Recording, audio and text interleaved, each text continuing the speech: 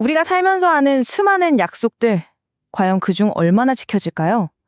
깨지기 쉬운 약속들 속에서 우리는 무엇을 믿고 살아가야 할까요?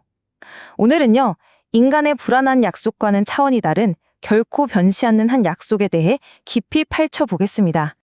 생각해보면 큰 비즈니스 계약부터 평생을 함께하기로 한 결혼 서약까지 우리는 약속이 너무나도 쉽게 깨지는 세상을 살고 있잖아요. 이런 경험이 쌓이다 보면 문득 이런 질문이 들죠. 과연 영원히 온전히 신뢰할 수 있는 약속이라는 건 정말 없는 걸까? 네, 맞아요. 가장 신성하게 여겨져야 할 관계에서조차 신뢰가 무너지는 일, 우리 주변에서 심심치 않게 볼 수 있습니다. 이렇게 우리 모두가 겪는 불안정한 인간의 약속. 이게 바로 우리가 마주한 첫 번째 현실입니다. 바로 이 질문이 오늘 우리가 함께 떠날 탐구의 출발점입니다. 자, 여기서 우리는 전혀 다른 종류의 약속, 그리고 그 약속을 지키는 한 존재에 대해 파고들어 보겠습니다. 성경은 이 질문에 대한 답을 제시합니다. 그 시작점은 바로 여호와라는 이름입니다.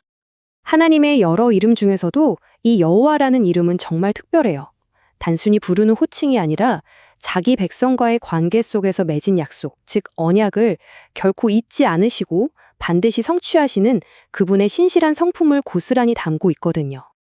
여기서 정말 흥미로운 건 하나님의 이름이 사용될 때 그 강조점이 다르다는 사실이에요. 엘로힘이라는 이름이 세상을 창조한 절대자의 어마어마한 힘과 권능을 보여준다면 여호와는 인격적인 관계 속에서 약속을 지키는 그 신실한 성품을 강조하죠.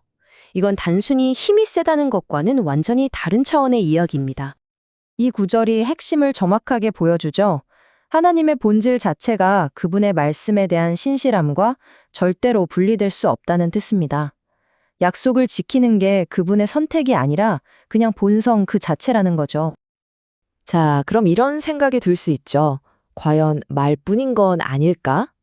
좋습니다. 이제부터는 역사 기록 속에 나타난 구체적인 증거들을 하나씩 추적해 보겠습니다. 이 타임라인을 보면 정말 놀랍지 않나요?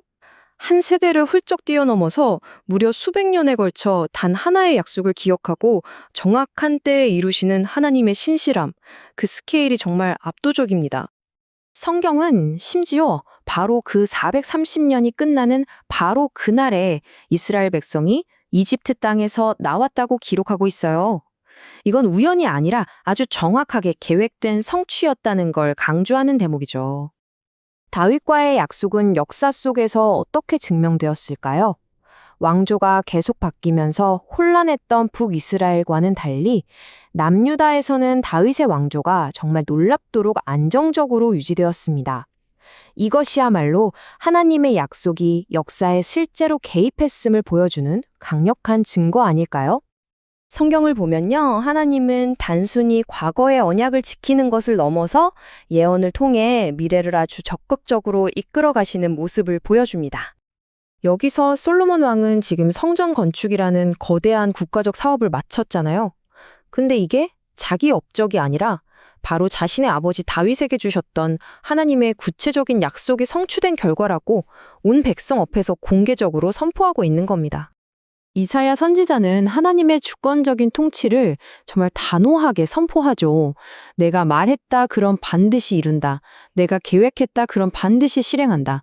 계획하고 말하고 그대로 실행하신다는 이 말씀은 그분의 절대적인 의지를 보여줍니다.